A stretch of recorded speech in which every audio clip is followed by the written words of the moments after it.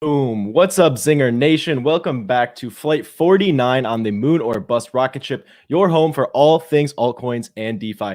My name is Logan Ross, and I am joined today by Liquidation Nation. This guy right here, Ryan McNamara. How you doing today? I'm doing well. Got some new drip. Excited to show it off on stream. Dude, is that a Bored Ape Yacht Club t-shirt? Holy shit, bro. Wait. Check this out. Wait, what? Yo. Pretty sweet, right? Dude, do you own a Bored Ape? Kind of. It's complicated. Okay, well, maybe we could talk about that today. But we also are joined today by DeFi developer Brian Moir. Oh, you got the lights going on today, Brian. Looking fancy. Always in that rocket ship. Yeah, I mean, Party at Brian's after the stream. Confirmed. That's right. Yep. You got to Come have on down. RGBs on a rocket ship. What? Can you even take off without RGBs? That's the real question here. No, you can't. Alrighty, so a couple things we got to point out before we can get on with the show today. So first up, if you're new to Benzinga or new to Moon or Bust, welcome. Thank you so much for joining us today. We're going to be talking about the crypto markets, the news, how we're playing it, giving you guys some trade ideas. So stick around, drop a comment, let us know what projects you're looking at this week. And if we get time, we'll talk about all of them, NFTs or the fungible tokens, whichever one you prefer. Also, we got some great resources down in the description below. We have the Benzinga Money site, which is the team that Ryan and I work on. We spend countless hours each day building this site, providing the best resources available on the internet for crypto for you guys. So go check out benzinga.com/money/cryptocurrency. There's the link in the description below. And also, we have a new channel, the Benzinga Crypto separate YouTube channel. So if you are here just for the crypto, then make sure you subscribe to that one. Once we get 1,000 subs on that channel, we're going to start streaming from there exclusively. So if you don't want to get left behind, make sure you go check that out. Top link in the description below. Also, quick safety procedure for all who are willing and able-bodied, able-age, please activate your like button and turn it into the on position. If you're not comfortable with this, then we can try to rearrange your seating and find someone who is down to drop that like. As always, make sure to connect with us on Twitter, right there. Boom, hit us up. And I had an idea earlier this morning. I'm thinking for the OGs, the Moon or Bust guys who are always coming around, always active in the chat, reach out to us on Twitter, send us a DM, and we will bring you on the show. So I want to start doing some more, community interviews, really get the trade ideas flowing and incorporate you guys as much as possible. So if you're interested in that, feel free to drop us a DM on Twitter and we'll make it happen.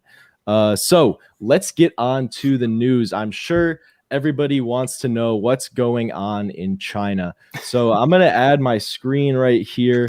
Nothing new. Nothing new at all. So basically, what happened this morning was China put out this announcement saying cryptocurrencies are still banned in China like we didn't already know. There is no new regulation, no new laws passed, no laws changed. They're just trying to say, hey, look at how tough we are on regulation. Don't look at Evergrande. our economy's not failing. We're strong. We're banned cryptocurrencies. And I'm not really buying it. So earlier this year, we saw them ban Bitcoin mining, and that inspired me to write this article about how many times China has banned cryptocurrency before, the fact that it's not even possible for them to, really shut down a blockchain or ban it. And if you're interested in learning more, go check out this article. It's on that money site that I was just talking about.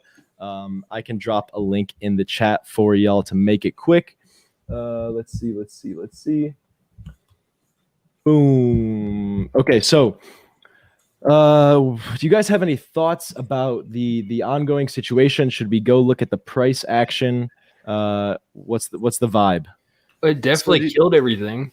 Yeah, do you think this is all FUD and it affected the markets, or do you think it's a coincidence that the markets went down with China re-announcing that Bitcoin is still banned? No, I think it has everything to do with the downturn. The Evergrande and this whole situation again, nothing has changed. They're just saying like, hey, there's more here's more details about why it's banned, and it's illegal for banks and institutions to interact with cryptocurrency, blah, blah, blah. It's nothing new than last time, but I feel like this also shows how many more people are in the crypto investment space, because people are like, I'm out. China's banned crypto, but it's been banned for what, 7 years? I mean, it's been banned forever. Nothing's really changed there. So until 16, China actually encouraged innovation in the crypto and digital asset space, and they became the country with the largest amount of miners anywhere in the world.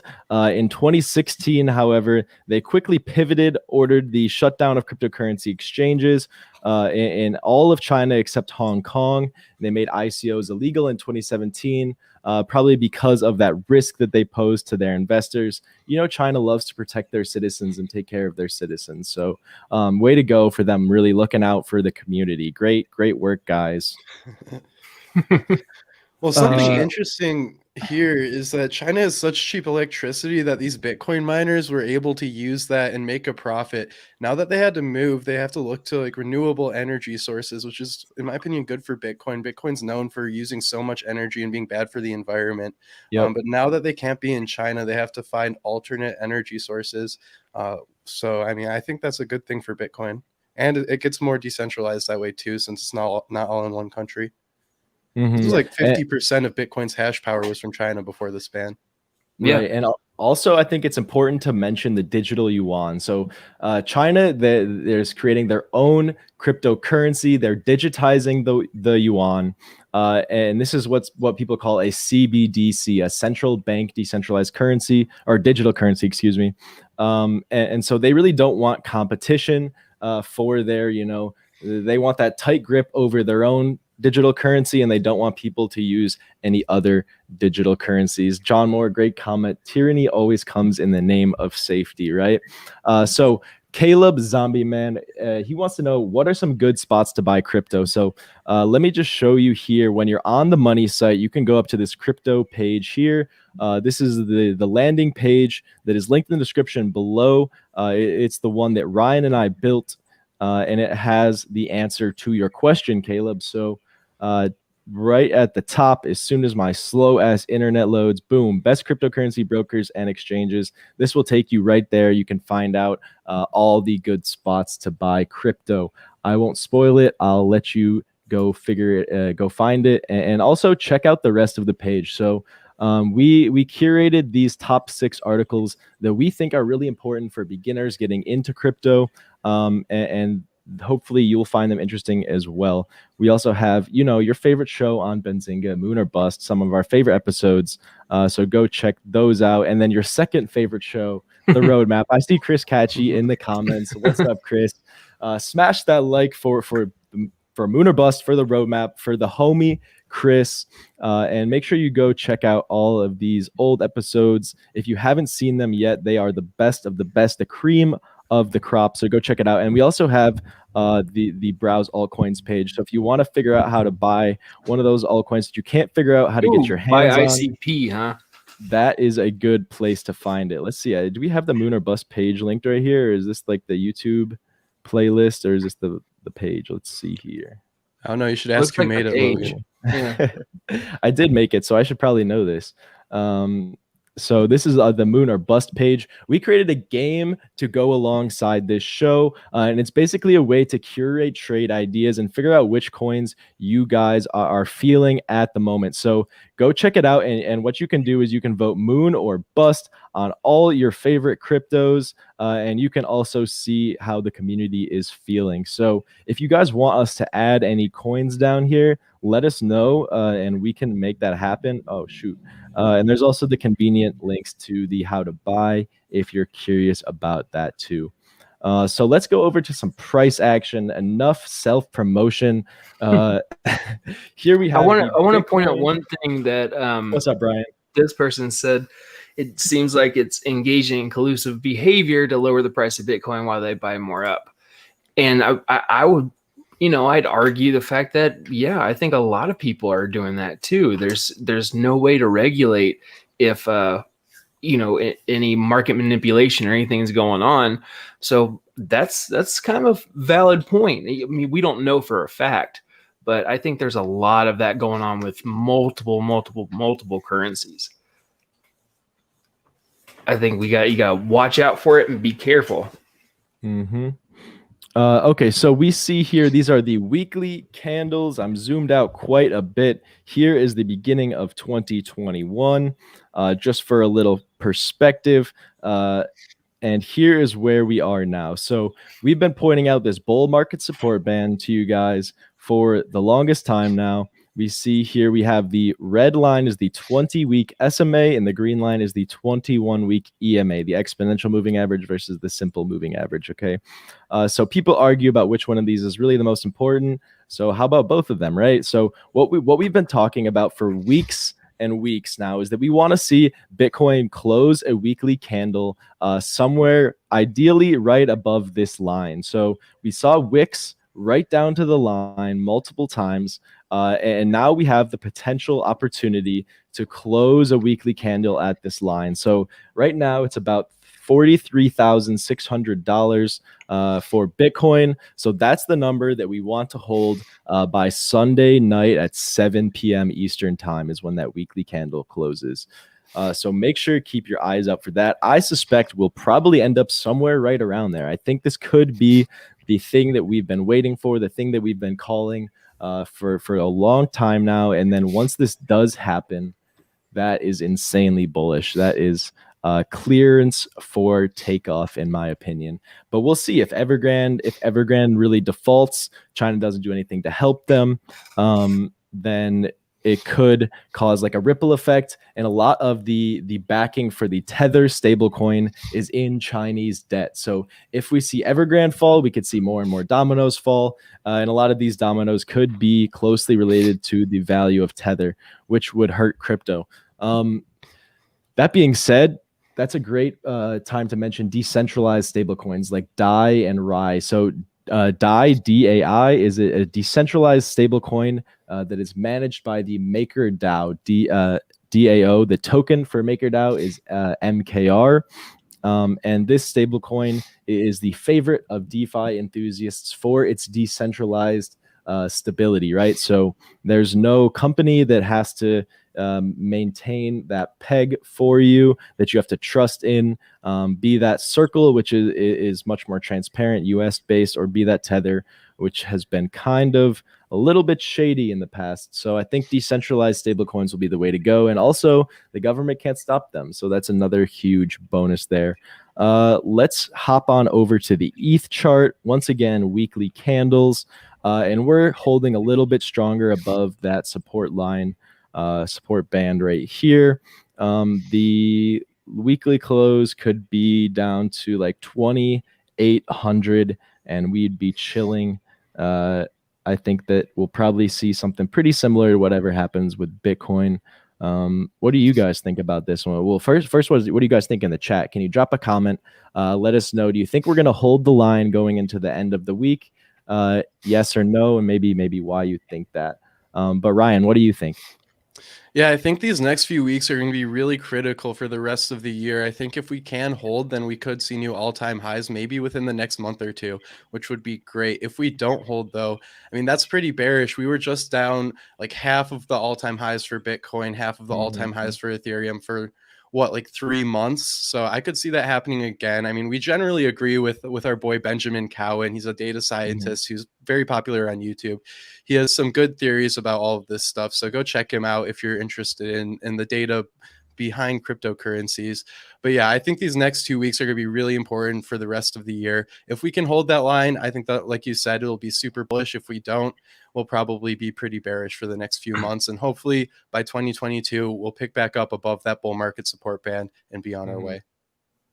Yeah, and on that Benjamin Cowan note, he predicted when we were right around here that we would need 3 to 6 months below this bull market support band before we could see a new top. So we got 3 months more or less, in the shitter, and we could have potentially 3 more before we are good to go make some new all-time highs. Now, it's not necessary according to his thesis. But it would be completely accepted, completely normal. I really wouldn't be panicking. Even if we drop below this and we can't get back above it for a couple months, I'll still be bullish. I'll still be hodling. But let us know what you guys are doing, how you plan to play this end of 2021 and into 2022. I think we're going to see a bigger bounce after a short pullback. So what I mean by that is, I think with all the stuff going on in China and everything we just explained, I think that's actually going to rebound a lot quicker than it usually does, because there's it's more of a FUD thing and nothing's really changed besides the Evergrande thing. And if they fall, Tether and all that stuff, that will tumble. But I think that we're going to be able to rebound and people are going to start buying in a lot more. Last week we said it's going to go to the 41, 42, probably won't break 40 on Bitcoin, probably won't go to 39. But, we're still in that area. I think during the weekends, that's when we'll see a lot more of a downturn. And people aren't going to either be buying in or they're going to be selling. But come next week to the week after, I think that we're all on the money. I think that's when we're going to see a lot of upturn and some potential for all-time highs, in the future in a couple months. Sounds good. Aaron Bryan wants to know who's sniffing like they partied too hard. Ryan, is that you? Is it me? That little It might have allergies. been me. Oh, I've man. been known to party too hard. Go get a tissue, man. It's not, you can afford it. It's like 0.001 ETH. Yeah, it's just like half a mutant ape. Yeah, something like that. So if you guys have just tuned in, we're talking about what the markets are doing in reaction to this China FUD, what it actually means. Spoiler alert, absolutely nothing. And also, we want to start bringing you guys onto Moon or Bust for some interviews. So if you've been here pretty frequently in the comments, Kindred, Duke, STBC, all those guys who've been pulling up consistently. Yeah, you know who you are. Hit us up on Twitter if you want to come on, and we'll make it happen next week. If we can, I don't know what openings we have next week, but we'll make it happen in the next month or two. Okie dokie. So Brian, our resident Southerner, can you tell us about what's going on in Kentucky? Well, I tell you what. So it's pretty much the same thing as what everyone kind of expects. Kentucky files for emergency cease and desist order against the Celsius network because of their lending and because they're pretty much a security, is what everyone's saying. So they're not allowed to operate in Kentucky, at least. But the thing is, there's almost I think it said $17 million just from Kentucky alone is inside the network, and this just kind of adds $17.6 million. And this just kind of adds to the whole XRP thing and how Coinbase dropped the lend, and the government's not saying, hey, this is a security, this isn't a security, this is how you need to lay out your products or your token or your coin or your crypto, whatever. It's just like they're shutting everybody down without trying to work with anybody. And it's kind of frustrating for the crypto space in general. But, it's a new area. So hopefully we can find out soon, what does it take to make sure these products go forward and don't get attacked, don't get kicked out of every country, don't get kicked out of every state. And we can all just kind of, actually trade and do what we want. But we don't really want the government to have, full control of it. So it's kind of a weird area. I think BlockFi is facing some similar regulations in multiple states too. So it's not just Celsius. Oh yeah, and BlockFi, I think Brian Armstrong tweeted something, or I think it was an article on Coinbase, that BlockFi is one of the reasons, BlockFi and Celsius is one of the reasons they drop lend, because they're getting attacked from every which way, and they don't want to deal with that right now. And I don't really blame them.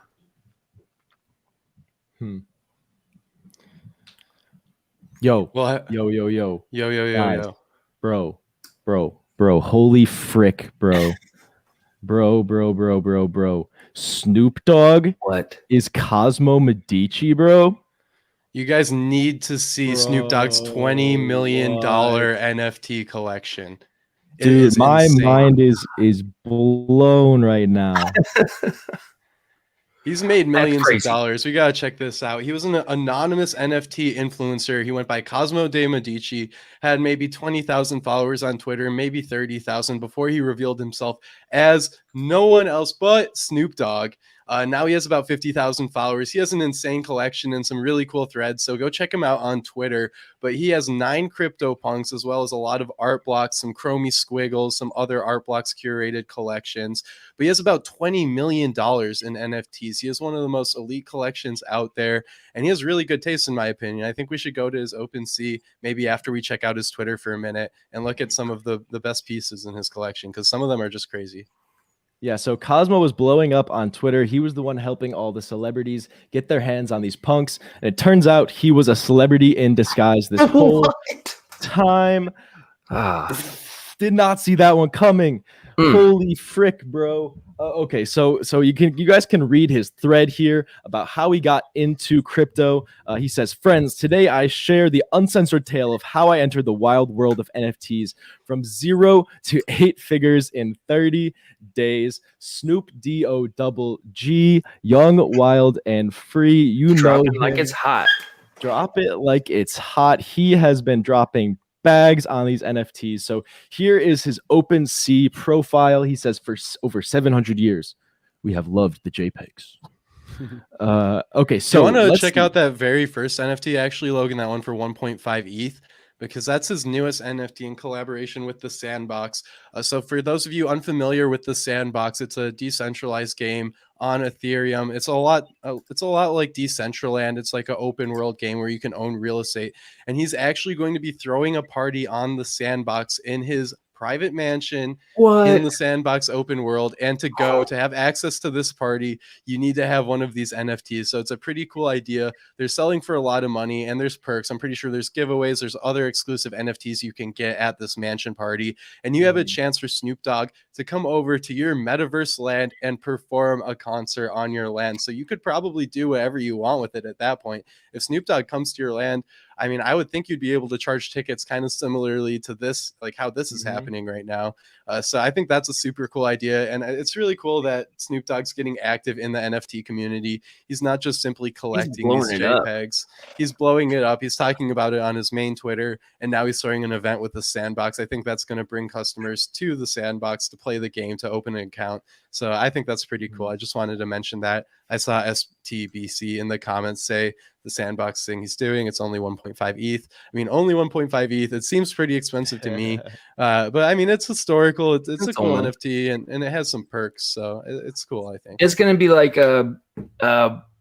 what's his name? The guy who did it, the concert in Fortnite. Yeah. Okay, yeah. So that's what I was just about to bring up. I think this is way, way, way cooler, 10 times cooler. It's quite similar. You know, you can walk around in this metaverse land where the artist is performing, but it's not just like the franchise. Travis Scott is trying to make his McDonald's bag. Snoop Dogg is actually going to be like participating, having fun. This is something we know that he genuinely enjoys. So to be able to go hang out with him in the metaverse would be pretty sick, in my opinion. Yeah, so let's look through his collection now. We know he has 2 zombie punks. These are the ones that he details his purchase for in this thread right here. So he was looking to get the cheapest floor ape, and then the next day the floor basically doubled or tripled. So he's like, oh shit, what do I do now? So he goes for the zombies instead. He picks up the 2 cheapest zombies for 850 ETH and 700 ETH. And now they're worth at least probably double that. Probably like $2 million each. In that thread, Snoop Dogg says basically his whole thesis is get the rare NFTs in a collection, get the most sought after, and that's where the most gains will be. Now, obviously, not everybody can do that because they're millions of dollars at this point, but that is why he picked up 2 zombies. He actually has 9 total in this collection.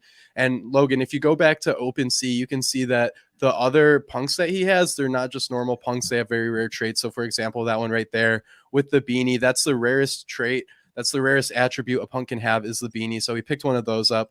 I know he has one with a pilot helmet as well. which I think is Yeah. like a top 5 trait. So he's picking up the rare ones, and we'll see how it goes. I mean, he's doing well. I think he's probably at least doubled his money on all these punks he's bought so far. Yeah, I highly doubt he'd even care. I mean, what does it matter, you know, at Snoop Dogg? But the awesome thing is what he's bringing to this community and how excited he is, like you guys just said. I mean, the Sandbox is a lot better than a Fortnite Travis Scott concert. This is like a whole movement and a whole, you know, new adventure in where we're going in the metaverse. So that's, I mean, so can we take a little bit deeper look into his collection, maybe filter by the collection, see what art blocks pieces he has, and see if there's any other notable NFT collections that he's been buying recently? Yeah, dude has like 6 fidenzas. It's crazy. So right now I have them filtered by like most watched or most popular. He also has these crazy Meebits. He paid 205 for. He paid 170 for this one. And that goes along with his and thesis these ones too. are super rare. Yeah, I mean, It does those go are on one of the thesis. rarest ones. So Right. So let's point out the tweet that we're talking about this Snoop's thesis here. The best painters and their best paintings is how he was taught to collect art. So he's taken this over to the NFT space. This is what led him to punks. Right. So CryptoPunks are made by Larva Labs. Larva Labs also has the Meebits and what's the I'm blanking the right now. autoglyphs. The autoglyphs. Thank oh you. yeah, those are crazy. Yeah. I'm not sure if he has any of those, but so he has some Meebits. He's got the Tom Sachs Rocket Factory. Let's see. He's That got Nyan Cat too is part of his, like, someone did a collab with him, and I just saw it on his Twitter that nice. he said that the person who made that said he's bringing the blunts. So he also has a bunch of art blocks that are super rare. Let me see. Let me just filter it by oh yeah, he favorited them. Wait, maybe these aren't the ones that he owns. I didn't think about that. He could favorite ones that he wants. Yeah, because I don't think that's his. I didn't see any fidenzas in his collection when I checked. No. Okay, so I stand corrected on that. He does not have any fidenzas, but he does have art blocks. So how could we? Let's see. We could filter by art blocks. They're so rare you can't even see them. Gee, I think it's 2 words, Logan. Dude, I do NFTs, I swear. Here we go. Okay, so he has looks like 9, 12. He's got a bunch of chromie squiggles. That's crazy. He has a lot of these other ones too, the fragments, which I wasn't even aware of before I checked out his wallet. So that's kind of interesting. I wonder why he's picking those up. They do look pretty cool. Looks rare. And then he's also got 1, 2, 3, 4, 5 chromie squiggles. That's pretty crazy. It's got to be a lot right there. What's the floor on a chromie squiggle these days, Ryan? Probably around 9 ETH. 9? Maybe, That's just maybe 7 to 9 ridiculous. ETH. I haven't checked lately. Pretty crazy. One just sold, I think, for $2.7 million last week. A perfect spectrum chromie squiggle, which means that it has every color in it and it has every hue of that color one time in the perfect order. So there's only 20 of them. So very rare, but that's very bullish for chromie squiggles that they had to sell that high at $2.7 million. We are all going to make it.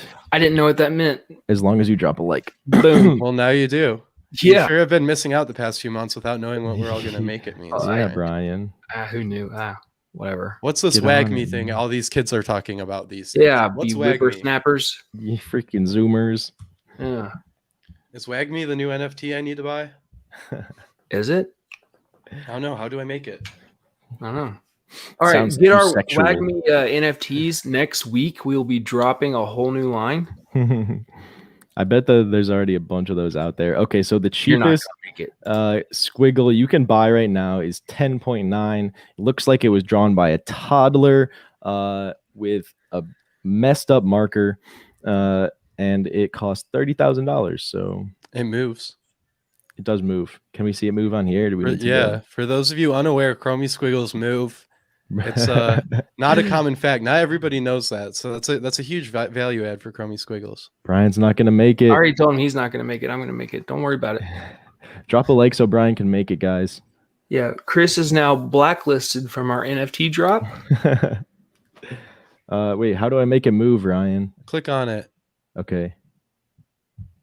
See that? Whoa. Yeah, that just got a lot cooler, right? You know what? I'd say that's All right, worth here we about go. I'm buying it now. $31,000. Just kidding, guys. I'm broke. That's crazy. That is pretty dang cool, but yeah, and we know Chris runs the Roadmap show on Benzinga. If you haven't checked it out, it is the NFT show. You want to be there. I mean, it's gotten shout outs from Beanie Maxi, the biggest collectors. They've had Oni Force on. They've had the Crypto Dads on. They are the premier NFT show. So go check them out. It's co-hosted by Maz, and he has a Chromie Squiggle. I'm very jealous of that. We'll have to get you guys on, Chris and Maz. We could do a little crossover episode from Moon or Bust to the Roadmap. Let us know if you guys want to see that. Drop a comment, smash the like. They want to make see the it squiggles. That's all they want, man. I mean, we can just sit here. Maybe this is going to be the rest of the show. So, guys, just stay tuned, and this is what we're doing. Get your snacks for watching Squiggles. Can we see how a ribbed Chromie Squiggle moves? I want to see how a ribbed one moves. Sure thing. Whenever my slow-ass internet will let me. Da-da, da-da. You might have to filter. I don't think they're going to be too close to the floor. Yeah. What should I filter by? Attributes and then ribbed. Duh. This kid doesn't use OpenSea. No.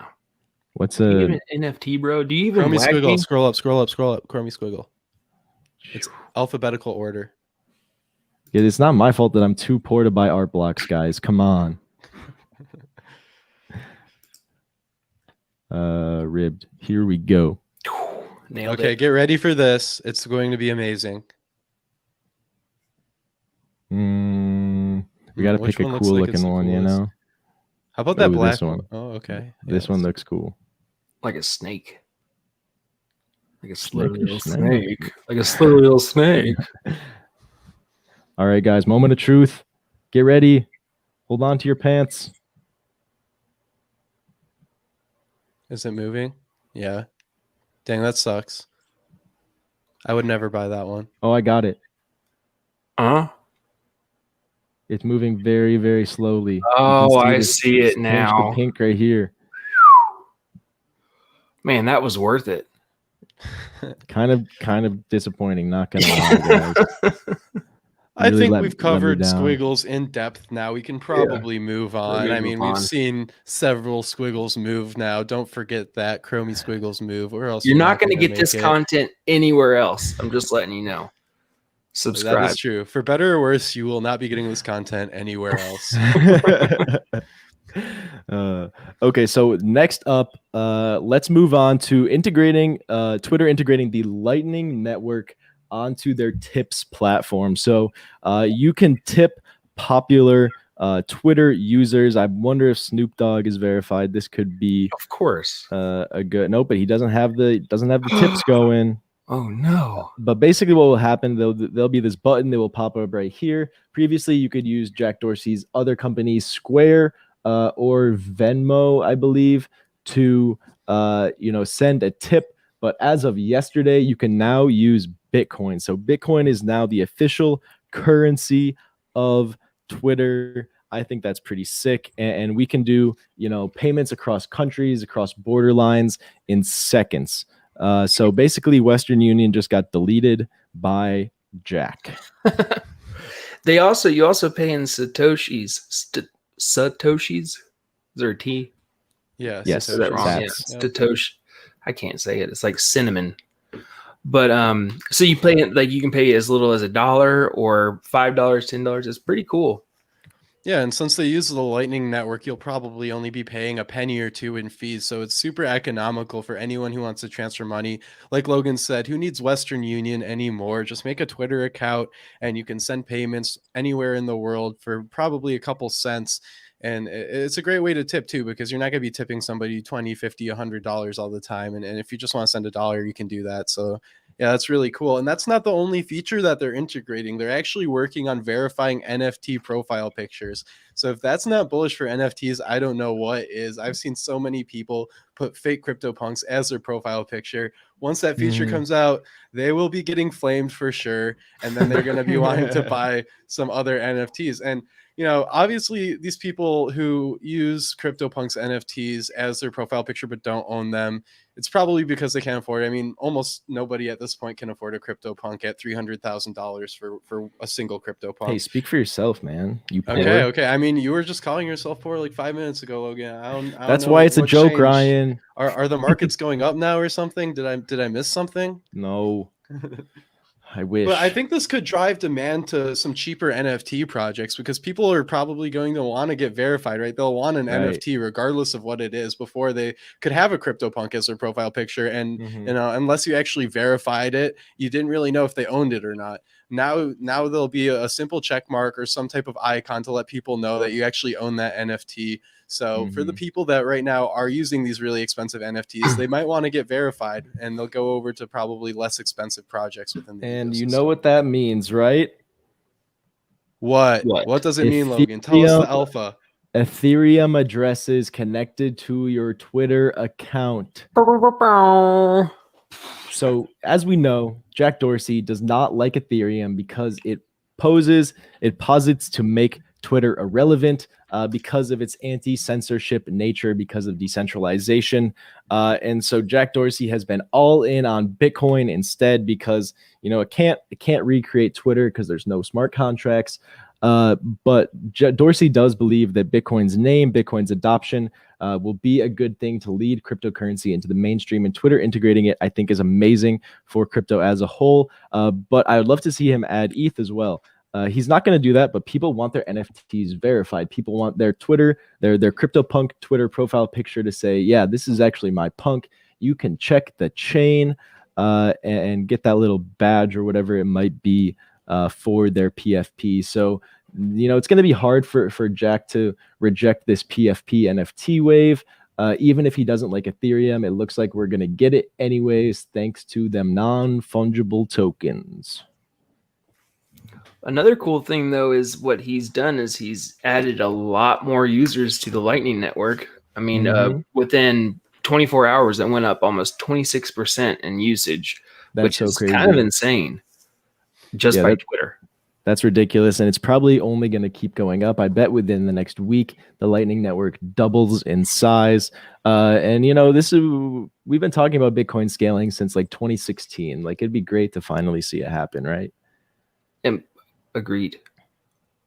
To see what will actually come about of Bitcoin besides being this P2P payment provider, or a store of value. Like, it's kind of, we'll see the more integrations, the more adoptions. Who knows? I mean, who knows what 5 years will happen? What will come, Yeah, definitely very bullish for the space in general. Twitter is kind of our modern day metaverse until VR and augmented reality can combine our real world and our metaverse. We kind of just live on Twitter right now. And so it'll be cool to see this get more heavily crypto integrated. All right. What's up next, guys? Let's talk about our investment strategies, how we're going to play the rest of this market, maybe pull up CoinMarketCap and TradingView. I'm thinking we go over some different types of plays to make maybe some NFT related investments that aren't actual NFTs, but within the ecosystem. And then maybe some of our favorite ERC20 tokens, and maybe then we can do some of our other favorite altcoins. All right. And alongside that, we want to know your guys' trading strategies, the coins you're looking at for the rest of the year. So drop them down below. We'll do a little bit of moon or bust action along the way. And feel free to throw any NFTs in there too. Okay, so let's just take a general big picture look at the market today. Ooh. It is everything is on sale. Great buying opportunity. You know, if you got some extra cash to deploy, and you're bullish on this space already, you can DCA in. So we have Bitcoin down 6%, ETH down 8%. Cardano is holding a little bit stronger, only down 2%. Binance Coin is getting wrecked, along with the rest of the market. It seems like it's in this like 5 to 10% range for the most part. So what have you guys been picking up lately? Maybe why and what prices are you looking for? Yeah, I'll start actually because I bought some sushi the other day and I'm looking to DCA into sushi. I got some for right around $10 and I got about 15% of the position I want so far. And I'm hoping we see this dip and we hold right around the 21-week SMA and 21-week EMA.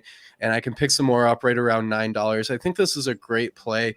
Like I've said before, I dismissed it for a long time in the early days of DeFi because Uniswap was king and this forked from Uniswap and was just kind of like a copycat thing people used. But since then, they have so many new products now. I'm very bullish on it, especially with ShowU, their new NFT marketplace, which should be releasing pretty soon here.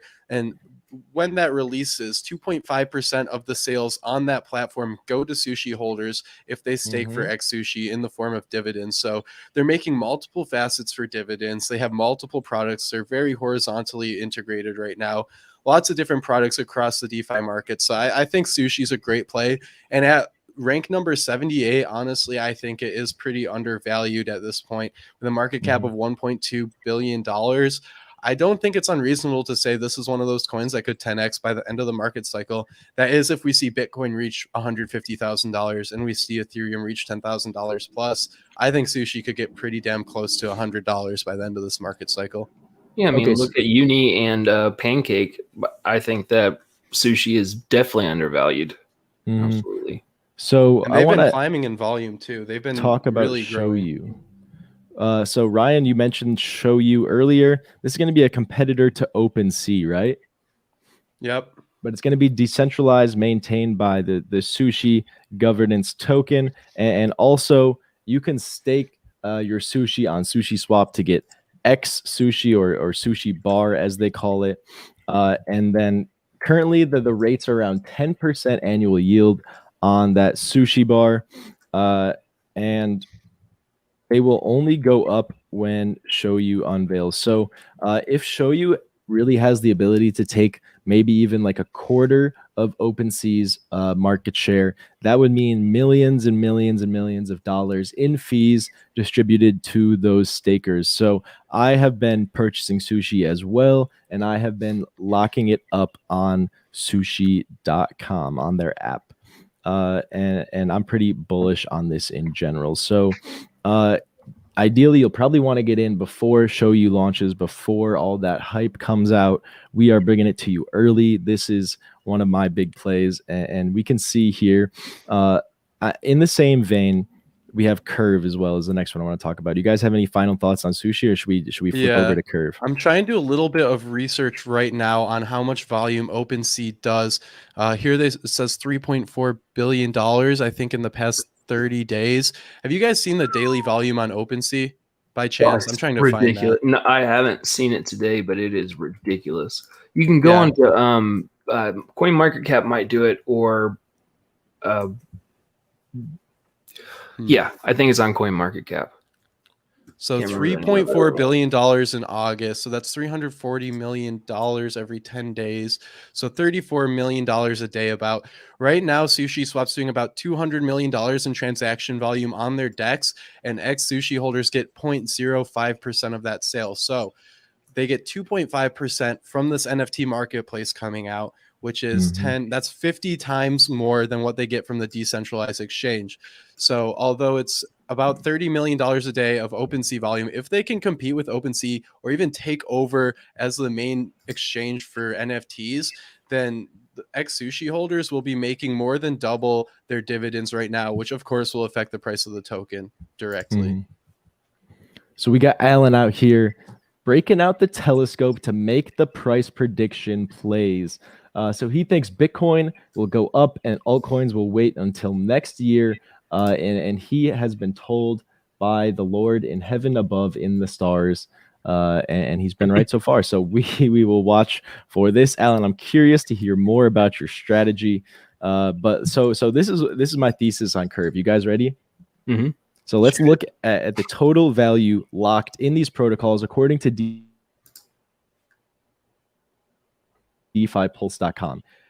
With Uniswap, the leading DEX, we have $5.9 billion locked in the protocol. Seems pretty good, right? That's why their market cap is $12 billion. But on the contrary, we have Curve with $11 billion locked in it now. Since it is multi-chain, it's launching on all these layer 2s. It has twice as much value locked in it as Uniswap, yet it has a market cap about 8% the size of Uniswap. So, I mean, these are governance tokens, right? And the idea of buying a governance token is so you can have some kind of control or protect any value that might be stored in the protocol, right? So in my mind, the value of the governance token is tied very closely to the total value locked in the protocol itself. So that's why I think Curve is ridiculously undervalued compared to Uniswap. And that's why I have been adding to my Curve position pretty heavily during this dip. I think I got in by just above $2 around here somewhere. Yeah, it's back down to there now. But we can always add a little bit more. But yeah, what do you guys think about Curve? I think this is kind of the similar play to Sushi, just undervalued in comparison to Uniswap. I think it's just a like whole Curve different. too. I think it's a whole different ball game too in its own right, because you have almost the mix of what Balancer does in those AMM platforms, but you have a whole lot more opportunity to grow. And I think it's made for one specific purpose, and it does it really, really well. And so that's why I'm a big fan of Curve, and I agree wholeheartedly with you. I think that there is a lot of room to grow. Dope. Yeah, Logan, I really like your point that total value locked is a really key metric when determining the value of these projects, but also you have to look at how are these coins actually accruing value. So right now, Uniswap is really just speculation. You're not getting any dividends. You're not really deriving any value from holding Uniswap tokens other than governance. Now, in theory, there could be a vote to pay Uniswap holders dividends or do something to give Uniswap real value, which probably will come in the future. But that is something you have to look at. And that's why I do like Sushi so much, is because every new thing that they're making, they're saying, how can we give value to the Sushi Swap token through doing this, which I really like to see, because without that, it really is just pure speculation. Yeah, I agree. So I want to play a little devil's advocate to my own thesis here. Buy Sushi, having these rewards that you can stake it, they might be making themselves a security, putting themselves in the crosshair by, if you can expect to make money based on the work of others, that is kind of where the definition of a security is. And so maybe Uniswap is trying to protect themselves by not offering incentives to holders, to stakers. But it's interesting to see. I'm kind of not entirely clear on if staking makes it like a different asset. So maybe X Sushi, the staked version of Sushi, would be a security, whereas like the regular version wouldn't be. But it's interesting. And why do you guys think that Uniswap doesn't have like an equivalent staking platform on their app?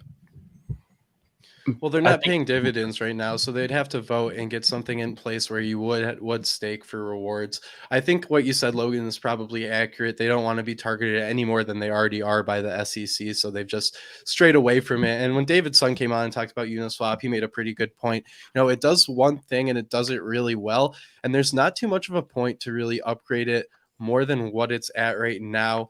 I mean, they definitely are, and we're in the early days, but there's no need for them to really go out and upgrade every month when they have an automated market maker that does so well, gets a lot of volume. And we saw a really big update with concentrated liquidity, which was great. And they have the IP for that, so no other platform can replicate it, which is also great to see. But I mean, they've definitely been a lot slower at releasing products and doing governance votes than some of these other protocols, which may be concerning, but it may just be because of the use case of Uniswap and where they're headed. Yeah, just to add on that, also it takes the whole community to make sure that something happens within Uniswap. So it kind of it's not really determined by one person or the other. It's determined by the group as a whole. And I can see why they wouldn't want to go down that road or wait for it until it's a lot more clear they're not going to get shut down or be banned from a country, but being decentralized, just like a DAO, just like Curve, like who's going to be really in trouble for Curve? Who's going to take the blame besides them just saying you got to shut off, but you can't stop. It's really weird. Decentralized protocol. Okay, so we got a bunch of people in the chat dropping some tokens. So I say we do a little bit of moon or bust, and we answer the questions about your token. So without further ado, here's the clip.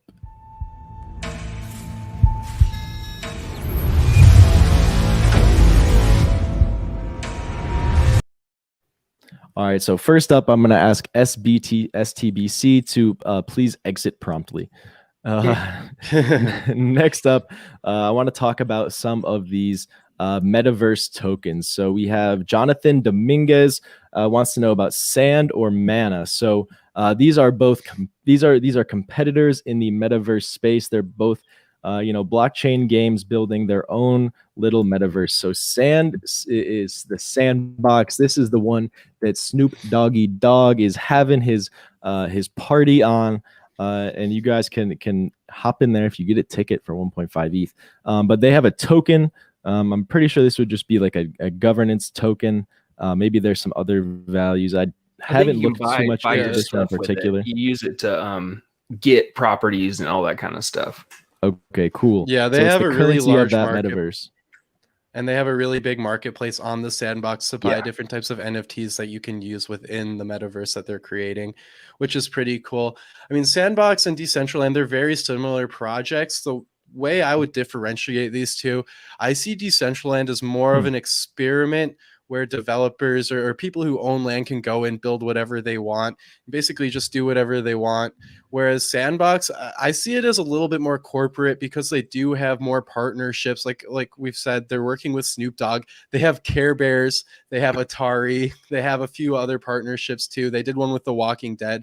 And I think these events could drive users to the Sandbox, which may be how it outcompetes with Decentraland. But they definitely are very similar. They do have those differences to keep in mind, though. So I'm going to pull up Mana here. We could do a little side by side. I do have some Mana tokens. Picked them up a while back.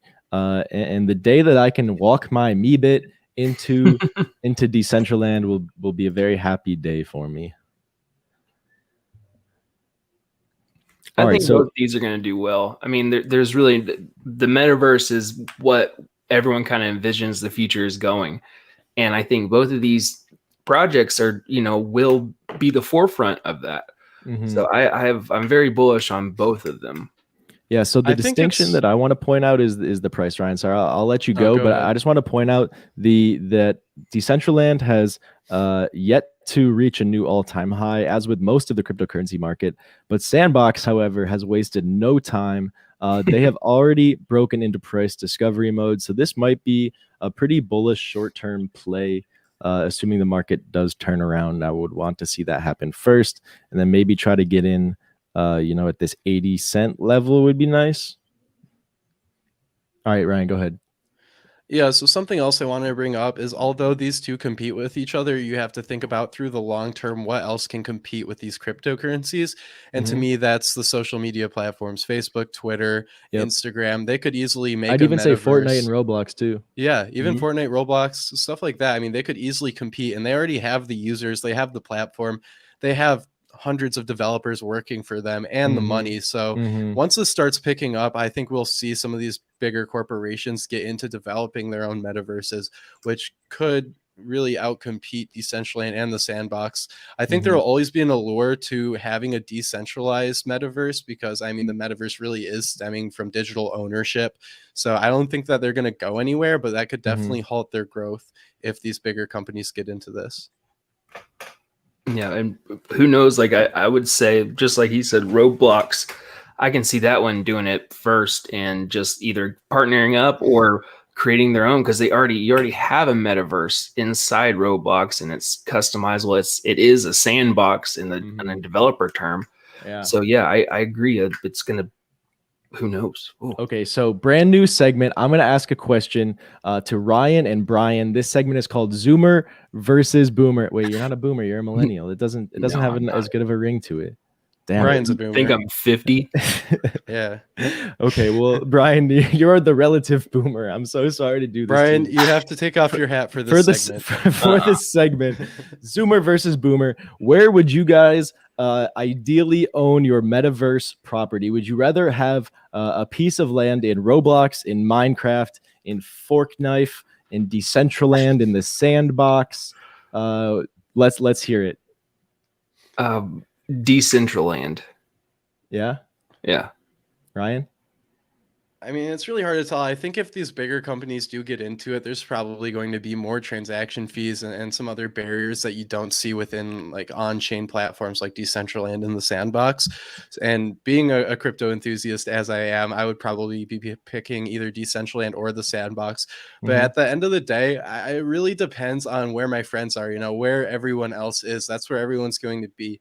So once you see a metaverse being made that people are actually getting onto, you know, the normies are getting onto it that aren't into crypto, but they want to be part of this metaverse where they can have digital ownership.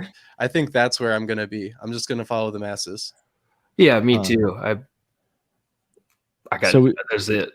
Chris Catchy coming in with a clutch update. Roblox had news today. Album release parties from artists will be expanding. And Jonathan, the gentleman who asked us about this question, Decentraland versus Sandbox, he points out that his kids love Roblox and they are willing to get paid in the digital currency that is Robux. So if everyone is already on all these games, they're already on Roblox and Minecraft, it's going to be hard for these OG blockchain space metaverses to compete, but there's always bridges. There's always the ability for them to work together. So I think that could be cool. Yeah, that's my thoughts. If I were to pick, I'll answer my question that I posed to you guys earlier. Dude, I really just want to be my Meebit in Minecraft. Like, how sick would that be? Like that was my favorite game growing up by far. And I would just love to see that come full circle, you know? Yeah, and that's the thing with me. I grew up with Halo 2 and, you know, Legend of Zelda, all that stuff. I didn't have Roblox or Minecraft, and so I'm not really big. Like, these games don't really interest me. I'm also 31, so it's kind of hard for me to want to get into it. But I do have a daughter who does like some of those things. Well, she likes to watch. She doesn't play it. She likes to watch other people play it. But it is kind of interesting to think, like, yeah, bring your own Meebit into it and then have that your own world. And then, oh man, it's kind of crazy. Yeah. I think there could be a lot of cool stuff. Like you're walking down your Decentraland property, you see a CryptoPunk coming alongside of you. Like, that would be so crazy. It'd be like seeing a celebrity in real life, and you don't even have to know who they are. They could be anonymous and everyone would think they're a celebrity just because of their punk. Well, you'll know what celebrity is too, in a sense, because their identity is the NFT they have, because no one else can have it, especially in a metaverse. Yep. And so a lot of people have been saying lately that these NFTs, these PFPs, they're not profile pictures. They are digital brands, and you can make the most or the least out of them, whatever you decide to do. But we've seen like Loomdart, you know, he had this like profile picture that wasn't an NFT, created this brand around it, created these Loomlock NFTs, this trend, this meme, started giving them out, making people want them, creating some FOMO. And then the Loomlock NFTs dropped yesterday. Maybe we'll pull those up for a quick second. We do have pre-market prep at the close coming to you very soon. It's Fridays. There's Zinger trivia today. Maybe Rohan, can you chime in on this one? Well, let's see here. What was I about to say? Oh, the Loomlock NFTs. Yeah, so I'm sure, Ryan, you've been seeing people talking about these forever. I sure have, and they're finally here. The floor last night was like 0.9. We'll see if it has changed. I don't think that was the right collection. Freaking heck, man. Loom lock NFT. Boom. Okay, so it's dropped a little bit. But yeah, like this was just a Twitter person who created a digital brand and ended up making this 2.5 ETH volume. Pretty cool. Yeah, appreciate you, Jonathan. Make sure you subscribe to the channel if you're not. Drop a like, and then maybe hit us up on Twitter if you want to come on the show. We'd love to have you and anyone else on. So I just want to reiterate that from the beginning of the show. We want to bring you guys on. So if you've been around here for a while, hit us up. If you want to come on, we'll make it happen. But yeah, some pretty crazy volume going on. They got the Wassies, Outcasts. So I'll have to check these out. I didn't really get a chance to look into them yet, but maybe we'll do that on Monday. Until then, we are unfortunately out of time. Ryan, Brian, you guys have any closing thoughts for us on this fine Friday afternoon? This week, I lost 3 followers on Twitter, so I need 3 of you to go over to my Twitter and follow me to make up for that. We can't have a down week. It was really sad, so if you could just shoot me a follow, get me back up to 546 followers. You know, I'm trying to get to 1 million. That's all I ask. It's not much. That's it. Simple. All right, guys, you know what to do. Go follow Ryan and hit up Brian and I as well while you're over there. Connect with us. We would love to be connected with you guys on Twitter. So that's it for today. Thank you guys all for tuning in. If this was your first time on Benzinga, first time to Moon or Bust, please drop a sub and come back for more. Also, the Benzinga Crypto YouTube channel is where we will be moving over as soon as it hits 1,000 subs. We are going to do a giveaway, maybe an ENS domain. Maybe I'll drop my new rap song once we hit 1,000 subs on that channel. Top link in the description below. You know, go subscribe to there so you can find out what that 1,000 sub giveaway will be, and you won't be left behind in the future. All right, that was a lot of talking. I will cut it off here. Thank you guys for tuning in. We will see you on Monday.